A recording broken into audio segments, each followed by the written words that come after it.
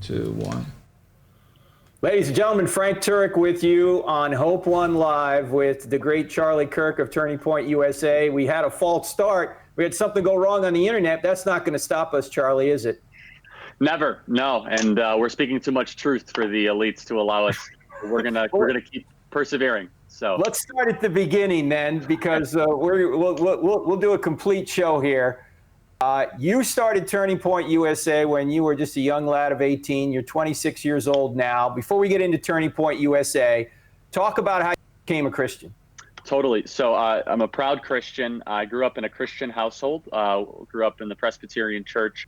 I went to Christian Heritage Academy in the suburbs of Chicago, 3rd, 4th, and 5th grade. I accepted Jesus Christ as Lord and Savior in 5th grade.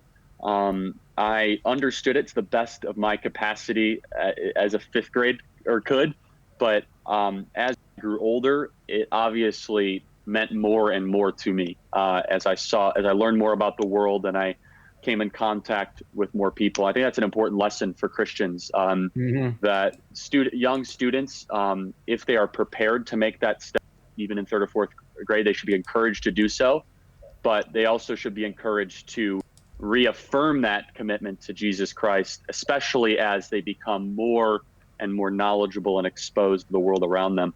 I grew up, then I shifted churches to Harvest Bible Chapel in the suburbs of Chicago. And essentially, as we've talked about before, Frank, in the summer of 2017, I remember being in a hotel room in Los Angeles, and you played a role in this actually, where my faith really just went through a beautiful period positively, where I was flipping through the movies in a hotel room and I saw Case for Christ by Lee Strobel, the movie. Saw the movie. I couldn't believe that I'd never been exposed to a lot of this apologetics teaching. Bought the book, read the book in 3 days, and then did a total deep dive on YouTube, found your content. And I think it's instructive to a lot of Christians because I think that far too often we don't talk about the rational case and the historical evidence for the resurrection of Jesus Christ and the case for Christianity. And I, as someone who grew up in church, someone who went to a Christian school for a couple of years and that went to a Bible-believing church, I had not internalized. I'd probably been exposed here and there, but I had not internalized a lot of the historical rational evidence for the resurrection of Jesus Christ and for the case for Christianity. And that only fastened my faith further because I consider myself to be a fact-driven, hyper-rational person. And for people out there that say, well, Charlie, how can you believe that hocus pocus, voodoo, mysticism, Christianity stuff? I said, well, do you believe in Alexander the Great? And they'll say, well, yeah, of course. I say, well, the earliest record we have of Alexander the Great was written 400 years after his life. And you don't question that, do you? Well, no. Well, we have testimony from the creeds after Jesus's death and resurrection that were just, weeks, if not months after that were articulated. I think, and you would know better than me, 1 Corinthians, I think Paul talks about it, all the way to the Gospels, to the letters of, Paul, so on and so forth, not to mention Josephus, the non-biblical reaffirmation of the Gospel. So that's a little bit of my faith journey. I still continue on it every single day. And the more I live, the more I realize how small and how unworthy and how sinful we all are. And that word surrender is so important, where you just say, I'm not enough. I can't control this. I'll do everything I possibly can to control what I do and why I do it. But we all need Jesus Christ in our lives. Absolutely. In fact, I just heard your podcast this week on that. You had a podcast on why people should become Christians. You were doing some apologetics in there. And it's refreshing to see because you're on college campuses all over the country, Charlie. You've got chartered Turning Point USA charters all over these campuses, secular college campuses. You go to them, I go to them. You have teams on these college campuses of students. Why are they there? Why did you start this organization? Yeah, I took a very unusual path to it. I started when I was 18 years old, and I didn't get into a college that I wanted to get into. And I have no money, no connections, and no idea what I was doing, and ended up not going to college. I ended up being the best thing that never happened to me. And we've been so blessed, Frank. I mean, this has grown beyond my wildest imagination. I guess it's the great irony of the whole thing. The kid who doesn't go to college ends up starting the biggest college conservative organization. So go figure. And it's been amazing. 8 years of this. We're on 2,000 high school and college campuses across the country. We had 5,000 students attend our annual gathering back in December. And it's really just grown in an amazing way. And also, I do want to mention the project that we have at Liberty University with Jerry Falwell Jr., the Falkirk Center for Faith and Liberty, that talks about the intersection of first principles and natural rights and the gospel of Jesus Christ, which is something that I know we'll touch on more throughout this this program, but also very important for Christians to realize the inseparable link between natural rights and also the gospel of Jesus Christ. Absolutely. In fact, let's talk about that, because Turning Point USA, which now has about 2,000 chapters in campuses all over the country, and you're 26 years old, Charlie. People go, the guy's only 26. How did he do this? And just, you started when you're 18. You started in eight years ago, and now this thing is blown up all over the country. But on your website, you've got a mission statement, and you say you're trying to do three things on a college campus. You're trying to inform young people. You're trying to educate young people on political freedom, free markets, and limited government. Let's start with political freedom. Why is that important to Christians? I mean, it's unbelievably important. I mean, most of the world does not experience political freedom the way we do. I mean, you take the largest country in the world, China, with the most amount of people, they could not be doing what we're doing right now. They just couldn't. Religious freedom does not exist in China. It doesn't exist in North Korea. So if you care about the spreading of the gospel, if you care about Christianity winning, if you care about more people accepting Jesus Christ as their Lord and Savior, you should absolutely care about political freedom. The most important thing you can do in your life is accept Jesus Christ as your Lord and Savior. The second most important thing, in my opinion, is making sure you can do the first thing. And if you can't do that first thing, then you got to make sure you can. And guess what? You've traveled the world, Frank, from Iran to Saudi Arabia to China. They don't have the first freedoms that we have here. And I know it's cliche, and I know people, we've heard that before, but it's so unbelievably true. The gospel has grown exponentially thanks to America. We don't talk about that enough. That the United States of America, that was founded originally by people seeking religious freedom, colonists that rebelled against the tyranny, the ideas of the American founding, and America has led to hundreds of millions, if not billions of people worldwide accepting Jesus Christ as their Lord and Savior. If you look at that objectively throughout the last 200 years, that makes the case very definitively that every Christian should be heavily involved in these fights for political freedom. I want one more point on that, Frank, because Christians say, well, Charlie, politics is messy. I don't want to get involved in it. Well, I don't think that is a very sound argument, because if that is your argument, you wouldn't get involved in anything in the earthly realm at all. You wouldn't get involved in business. You wouldn't get involved in finance, Hollywood, pop culture, athletics. Everything is broken because everything is run by human beings. And we believe in original sin. And we believe that we are fallen by nature and that we need God and we need Jesus Christ to save us, and that we're never actually going to achieve anything close to perfection. So if that is a Christian's argument, they say that, well, I don't want it. Politics is messy. It's full of rotten, lying, stealing people. Well, everything is. Even some churches have gone through horrible chapters of sin. And so that is a very, I think, bad reason not to get involved in something. But I would make the argument that Christians are not involved enough in politics at all. In fact, more Christians stay at home. I'm talking about Bible-believing, regular church-going Christians stay at home and don't vote than Christians that do go and vote. And whether you like it or not, politics will impact you. And I do see, Frank, and we could talk about this, a lot of Christians that are more and more apprehensive about the world around them that is becoming hostile towards Christianity, hyper-secular, and more difficult to express their faith publicly. And we'll talk about that, obviously, throughout this discussion. Okay, so Turning Point USA, with all of these student groups, you're trying to ensure that students know that political freedom is important. What about free markets, Charlie? Why is that so important? Look, this is so important. If you hate poverty, and all Christians should, you should absolutely appreciate the free market. The free market is the #1 poverty elimination machine in the history of the world. It has brought more people out of destitute poverty than anything else. People trading with people is fundamental towards wealth creation. Now, are people going to abuse that freedom? Absolutely they will. Are people, this is so important, because if you try to indict the free market and say that is what is causing greed and sinful behavior, you don't have a Christian worldview.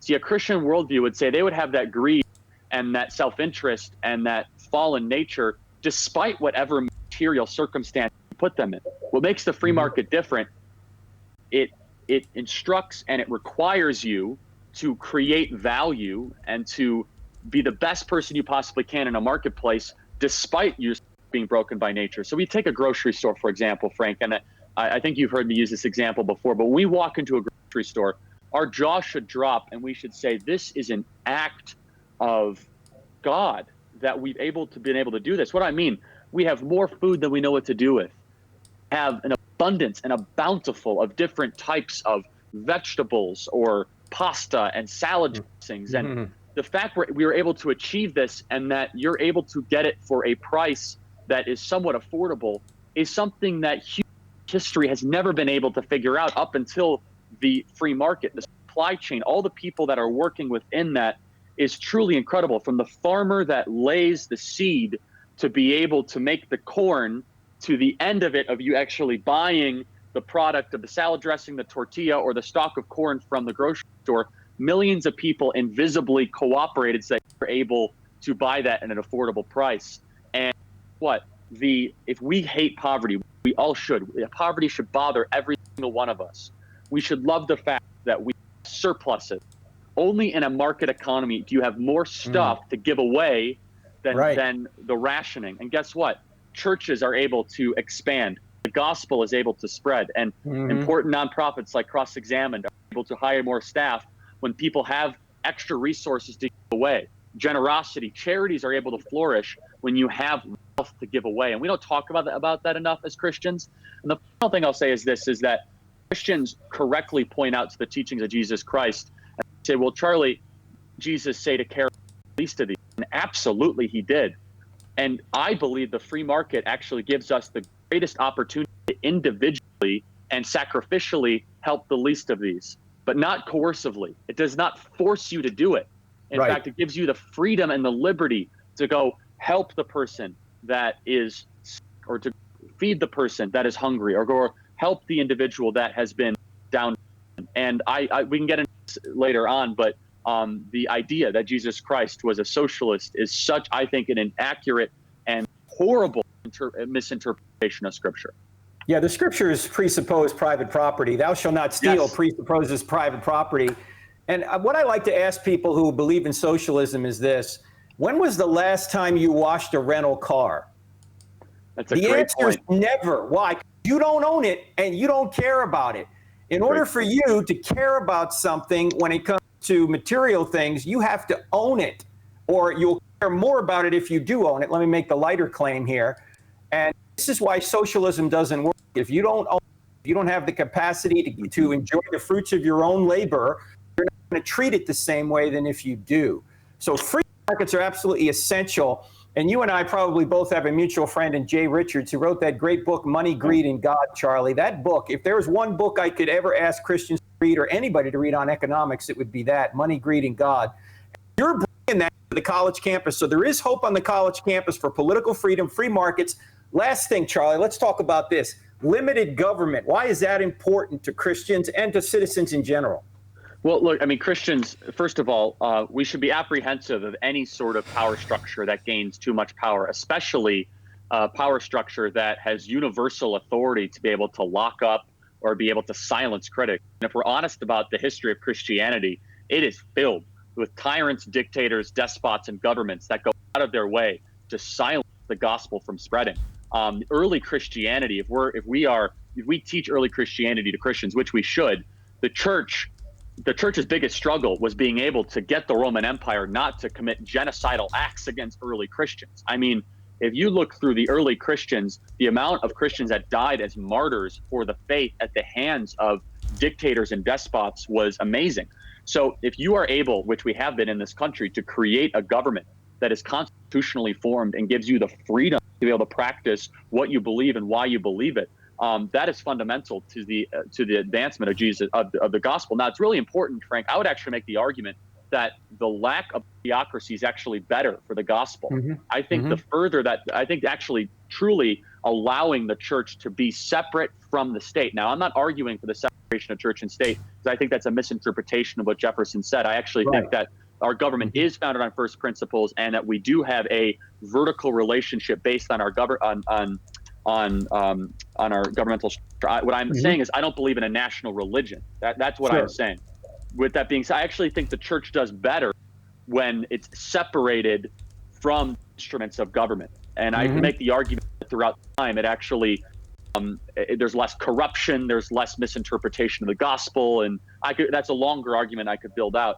But even beyond that, I think that, and you made the great point about private property, Frank, which we go all the way back to Father Abraham. He was a huge proponent of private property. He bought Hebron. To be able to bury himself in the Hall of the Patriarchs. You can go visit in Judea and Samaria now today. I mean, he didn't go steal it. He didn't go raid it. He purchased it. So it's all throughout the Bible are examples of private property and the necessity of private property. And we actually had the first example of self-governance. This is so important. Self-governance is in the Bible. For 400 years, the people of Israel self-governed themselves.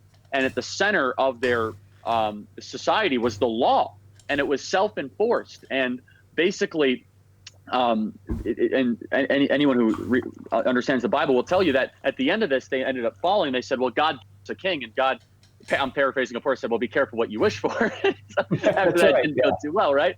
But the point is that if you understand the law, and we have the law, it should be by definition and somewhat limited. And the final thing I'll say is this, Frank, which is so important. The left believes that the flaws in society are because of a lack of material enrichment, if you will. This is a Marxist belief. It's a Rousseauian belief. It goes back to Plato. Actually, I could go Plato, Rousseau, Marx. They're all kind of the three statists that I think have done a lot of damage to Western society. If you go back to the abolition of private property, they would argue that the problems we have are because people don't have enough stuff. We would argue that, well, no, the problems we have is originally because of sin, the absence of God, our disconnect from our creator and original sin. We are created by our birth. We are going to continually lie, steal, and cheat, no matter how much stuff you give people. No matter if you give people universal health care, free tuition, universal basic income, that's not going to make the sin go away. That's not going to make the fault lines go away. It's not going to make the racism or the xenophobia or the hatred go away. And so I think that's a really important point to make, that government is not going to be the perfecter of our life. The government is not going to be an instrument that is going to make us better people. It's not. Now, I'm not an anarchist by any means, and the founding fathers weren't at all. I believe in a role of government in society, but I also believe that when you start to use government as an instrument to try to correct the flaws that we know that are natural from our creation, you go down a very dangerous road that has no track record of succeeding. Ironically, as you already said too, Charlie, the way to get more stuff is to have a free market with limited government. So, that actually increases the pie when you have people with private property and the ability to go out there and create and enjoy the fruits of their labor. Then everybody benefits, because a rising tide lifts all boats.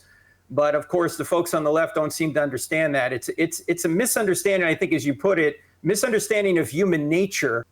Number one, because they think people are basically good. They're going to work as much as they can and take as little as they want. The truth of the matter is, most people are going to work as little as they can and take as much as they want if they're given that opportunity. So free markets help everybody. Limited government helps everybody. And obviously political freedom, without that, we couldn't preach or live the gospel. So what you're doing on college campuses right now through Turning Point USA is so critical. Let me ask you this, Charlie.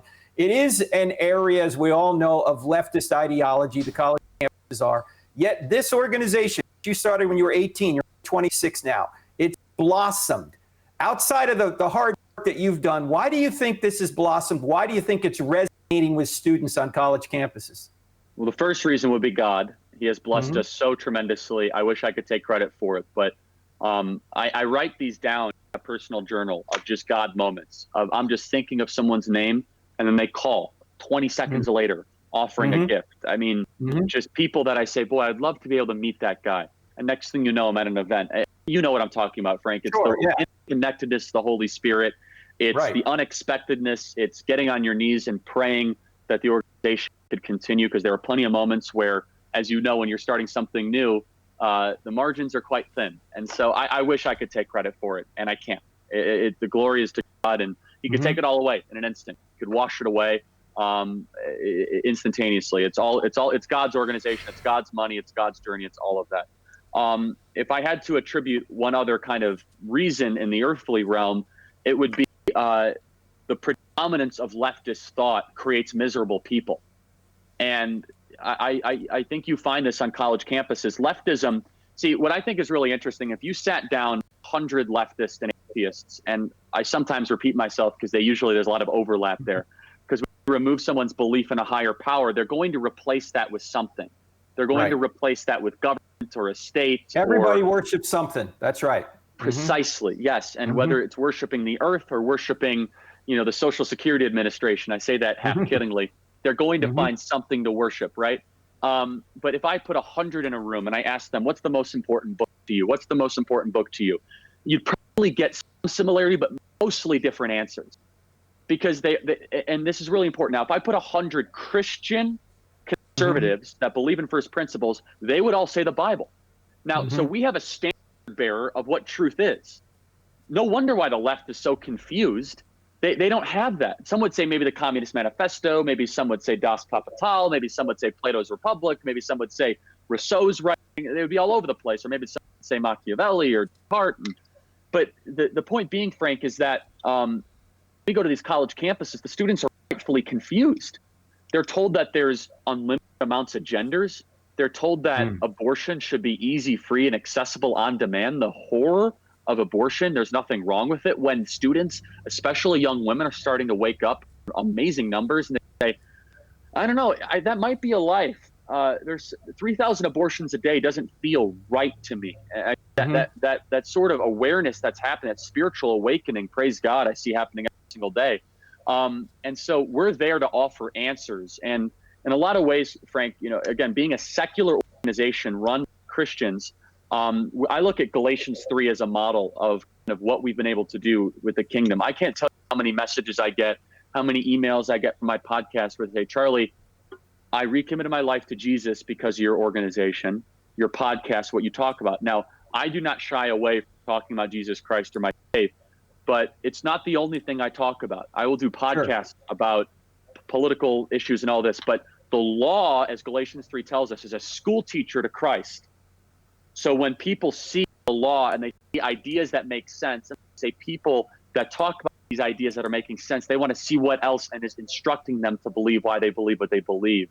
And I think that's something that Christian world can learn from, that there's many approaches that are needed, but I think that we can bring a lot of people out of the wilderness and the darkness of leftism and of atheism by teaching them first principles and how they make sense in their own life, taking responsibility for their actions, and also eventually leading them to Jesus Christ. It's important to people personally. It's also important to our country. As Abraham Lincoln said, the philosophy of the schoolroom in one generation will be the philosophy of the government in a next. And I wish I had the graphic to show you here. I don't right now, but if you don't think politics are important to your life or to Christianity, just Google Korea satellite night right now. Take a look at that image and you will see a satellite image from space showing you how South Korea is full of light, full of productivity. North Korea is dark because of one thing, politics. The South has political freedom, the North does not, and politics affects just about everything we do. So Christians, if for no other reason you have to be involved in politics, is because you want to have a country more like South Korea than North Korea. You want to have political freedom. You want to have prosperity. You want to have the gospel go out, and you want to be able to live the gospel. You've got to have political freedom. Now, Turning Point USA, as you mentioned, is an educational institution. You've got chapters. Oh, here's the image. Thanks, Jorge, put it up there. You can see South Korea has light and productivity in the gospel. North Korea doesn't. Major reason because of politics. But Turning Point USA, Charlie, you're an educational 501c3 organization. You do not officially endorse candidates. That's correct. But personally, you have written a book called The MAGA Doctrine, Make America Great Again Doctrine. You're a supporter of the president personally. Tell us a little bit about that book. And then I'm going to ask you a question about, you're going to get pushback when you support Trump from Christians. So we'll get to that. But tell us about that book. What's in that book? Yeah, and I'm prepared and more than willing to address. Let me start with this. I'm a firm vocal supporter, and a loyal supporter of the President of the United States. I received plenty of backlash from all different people for this.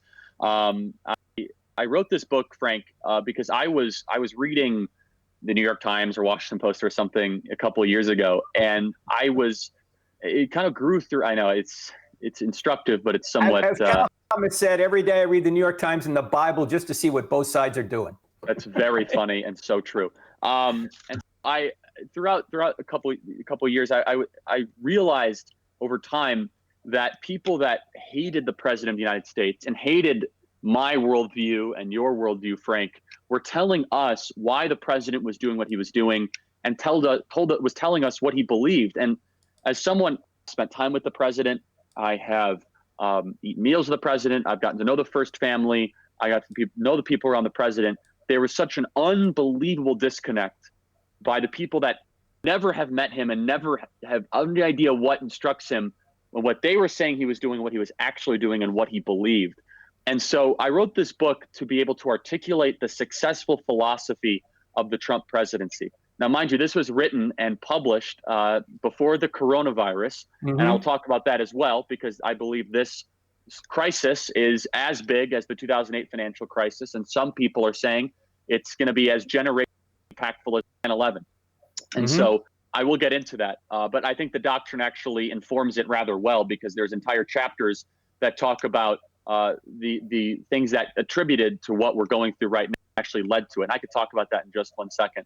But the main doctrine, Frank, is about American renewal and American renaissance. It's that America was in managed decline over the last 40 years by elites in both political parties that slowly but surely deindustrialized our country, sent jobs overseas to countries that have contempt for us, and that in recent months, hence China, mostly China, antibiotics and other issues. That's correct. You're right. Supply chains, and also the erosion of our first principles and first liberties by putting justices on the Supreme Court that were not always reliable, if not hostile, towards our worldview.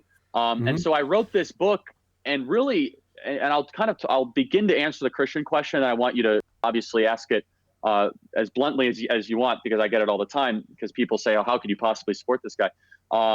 But just look at the issue of life.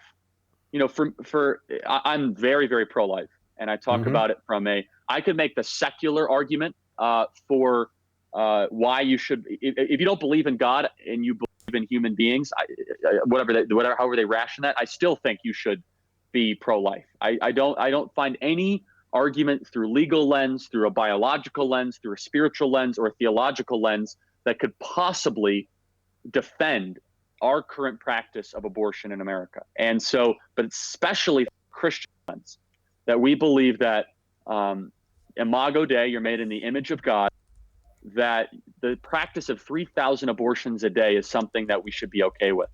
Well, President Trump is the most pro-life president in American history. Now, I know that might be such an unusual curveball for people because, and understandably, look, this is a guy that was on the cover of Playboy magazine that's been 3 times married and twice divorced. But he's the only president in American history to speak at the March for Life. He's the only president to be able to challenge and cut Planned Parenthood funding. He's put 2 pro-life justices on the Supreme Court and 200 circuit court judges. That's a really big deal, especially around just that one issue of life. And so, Frank, I'll let you ask the question, then I'll kind of close the point, if you will. I want to ask this question because, I had a podcast 4 or 5 months ago on why evangelical Christians voted for Trump, and I had 5 reasons. I listened to it. It was great. But I want to ask you this because this is a question, and it's a legitimate question. There's Christians out there who obviously probably generally like the president's policies, but they don't like his demeanor.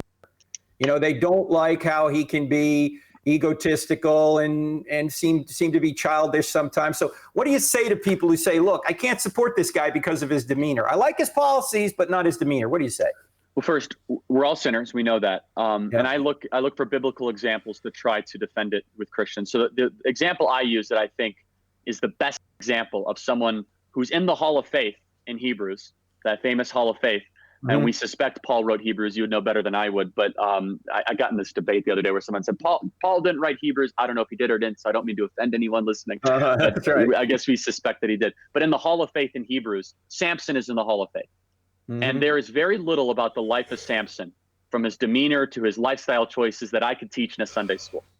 If I went into a Sunday school of 7 and 8 year olds and I told the story of Samson truly, and I said that God came to Samson while he was laying in a prostitute's bed, the 7-year-old would say, "What is a prostitute?" And I'd probably have to end the story right there. That's right. Yeah, okay. But Samson, if you look at the story of Samson, he killed, according to the scriptures, over 1,000 Philistines with the jaw of a donkey. Now, what does the story of Samson tell us? Eventually, it's a story of self-sacrifice, but it's sacrifice for a greater purpose. But I think the story of Samson, and other theologians would agree, such as Wayne Grudem and many others, the greats of our time, they would say that Samson was willing to do the work of God for God's chosen people that other people were not willing to stand up and do. Now, there was a lot of sinful nature in Samson's life, but he stood up heroically and courageously and was called by God for a specific purpose. And I get plenty of flack for this from Media Matters and all the left-wing people, but I do believe that the election of Donald Trump was divinely inspired. I really do. If you look at the forces against him, from the tech companies to the forces of the media, to the Clinton dynasty, to the Bush dynasty, to 17 other Republicans that ran up against him, the odds are just so overwhelming. And so you look at that and you say, wow, this is a guy that definitely has lived a full life, right? But he has done so much for Christianity. And the other thing that's amazing, Frank, he's unafraid to say the word Jesus Christ in a press briefing the other day. I don't know if you mentioned that, but he said that. That's pretty incredible. I didn't hear Barack Obama say, I'm sure we could find a clip somewhere, but he didn't have very many positive things to say about Christianity as often as Donald Trump does. And he embraces himself around people like Franklin Graham, who I think has done an unbelievable job for the work of the kingdom. And also Tony Perkins as well is that's right, as you know, and you are as well. So you've had the opportunity to influence the president. I had a couple opportunities before he was elected to meet with him and do a session here in Charlotte for him. I haven't had the opportunity to see him as president, but he does have people around him that are giving him good advice. And if you want to know what I think about that, I'm not going to belabor the point, but I have a podcast, goes back 3 or 4 months, why evangelicals voted for Trump. So I'm not going to go through that again here, but you always have to answer that question. And I think kind of a short way for me to say what I said in that podcast is, the primary reason you put anybody in office is his policies. You hope he has the demeanor as well, but if you have to choose between policy and demeanor, you're going to go with policy. You'd like to have both. If you can't have both, you're going to go with policy, and that was the choice we had in 2016. It's the choice again we're going to have here in 2020. Let me ask you, before we go to questions from our audience, if we could, Charlie. I have a lot of questions about Turning Point USA we won't have time to get to, but I know you've had some great people come out of Turning Point USA. Can you give us an idea of what people are doing who come out of these clubs that you have on college campuses all over the country? What do they do? I'll use one example of someone who didn't come through a club, but came through the energy and the enthusiasm and the culture, and someone who I'm just so proud of. And it's honestly something that I could just smile, and I see what she's doing every single day for America and for First Principles and for the kingdom. That's Candace Owens. I mean, she is she slays dragons every single day. You guys know Candace Owens. She started as our communications director at Turning Point USA. And I think is leading a righteous movement of Black liberation in our country away from ideological monopolization in our inner cities, which is amazing. And so she got her start with us, one could say, in the political space. And I'm so proud of her, and something that we're able to point to and say, she's really made a positive impact for our country. And there's so many other students that have come out and are working in the White House and are running for office and are doing some amazing things, Frank. They're running businesses. They're being entrepreneurs. Some of them work for Turning Point USA. So it's been a really incredible.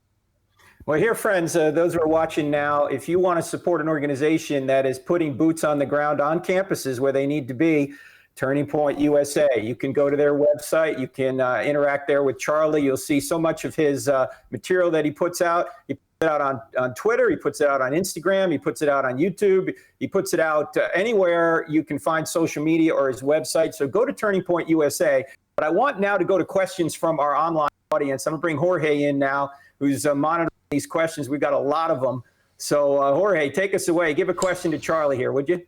Well, first of all, thank to everybody who waited patiently for us to resolve our technical difficulties. You know how this goes. This is show number 13 of the Hope One show, and we been doing pretty good up until today. We blamed the devil, okay, and his minions, and now we're gonna go to questions. All right, Charlie, how do we start a Turning Point USA chapter on the local community college campus? Very kind. They can go to TPUSA.com, or they can email us info@TPUSA. We have a whole team that is ready to help you and assist you. We got 60 full-time field staffers that have a lot of time on their hands right now. So please go to TPUSA.com. We are starting chapters at a record rate. The chapters we're starting are kind of chapters ready to go as soon as we get the all clear to be able to organize again.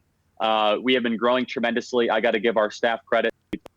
They've adapted so unbelievably well to the circumstance that we're all living through right now. Great. Free market economists are saying that stores increasing their prices during this situation is right because demand is rising. Some call it taking advantage. What is a balanced view? So yeah, this is a question about price gouging, right? And so the prices are the way that we communicate value to each other. The price system is something we should not take for granted. Now, it goes both ways. So prices are going up, but you know what happens when you have price gouging? When you try to overly clamp down on price gouging, and people will buy a bunch of stuff at a lower price, and then all of a sudden there's nothing left for people to buy. Now, the argument against that will say, well, you got to limit what people can buy. Now, however, if you don't do both, and you don't, all of a sudden what you see is you can't charge more than $5 for a case of water, for example. Well, then you could have a family come in with 5 different people, and all of a sudden they're going to buy 5 cases of water, and eventually you'll run out of water for everybody. So look, here's the thing, is certain things have value, and when you have supply chain issues, price gouging is very, very, it's a very difficult topic to talk about. I don't like the term because I think it's very misleading. However, I do support certain grocery stores and certain people be able to make price adjustments if all of a sudden they're running low on product to be able to reflect the lack of supply that they might have. Do I support the unethical and arbitrary raising of prices for people that truly need items? Absolutely not. And that's why I think we need to reopen the American economy so that we can have a market so that price gougers can be totally priced out of the system, because someone would say, wait a second, why is XYZ department store, charging $84 for a cucumber when Trader Joe's is doing it for $4? And so competition is the greatest solution to any sort of price gouging that's happening right now. Yeah, as long as it's not Larry the cucumber. Okay. Yeah, exactly. Let me ask you a quick question to Charlie here. Jump in here. Charlie, you know a lot, it seems, both about politics and Christianity. And we never really got into, how did you learn all this stuff? You didn't go to college, which is probably why you know it. That's right. So not going to college was the key. But look, just because you don't go to college doesn't mean you can't learn. Frank, I've watched hundreds of hours of Frank Turek videos, just so we're clear. Whether or not I've internalized all of it, we could take the pop quiz later. But I have watched them, and I've internalized quite a lot.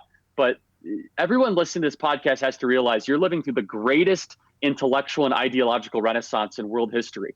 Anything you want to learn about, you can dedicate your time to do. That's right. So you don't need to go to a brick and mortar institution. You do to get that certificate, to get that piece of paper, you do. Not discounting that. And some career paths warrant that, rightfully so. I want my doctors to go to medical school. Let me make it perfectly clear, okay? But if you want to learn about Socrates, Plato, Aristotle, Descartes, Marcus Aurelius, Cicero, the great thinkers that built Western society for better or for worse, nothing is stopping you. Go right now to YouTube and spend 5 hours today on the classics, and you will know more about Socrates, Plato, and Aristotle than most people that will have graduated from a 4-year institution of any above average college. I mean that truly, because when you have a desire for knowledge, you can find it. And guess what? You live in a basically free society right now where you have access to all of that. If you watch Frank's podcasts and you watch Frank's videos, you're able to get so much information around this, especially from cross-examine. So that desire and thirst for knowledge will be able to instruct you better than almost any other brick and mortar institution will. So it's that constant desire to want to learn that I attribute that to. And during the lockdown, friends, you ought to be taking advantage of YouTube. It's your friend. You can learn a lot. And Charlie is self-taught, and you can see he knows what he's talking about, and he can articulate it well. So it's great to be able to learn. That's right, autodidact. That's great.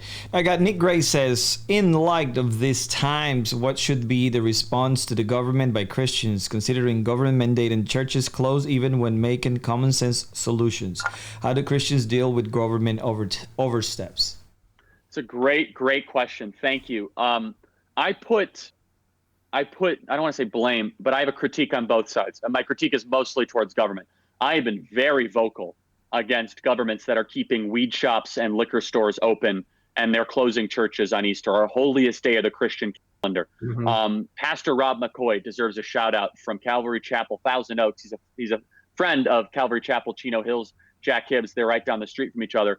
But Rob McCoy had a socially distanced, 10 feet apart communion ceremony 10 days ago, right near Palm Sunday. He argued that communion was instrumental to the Christian experience.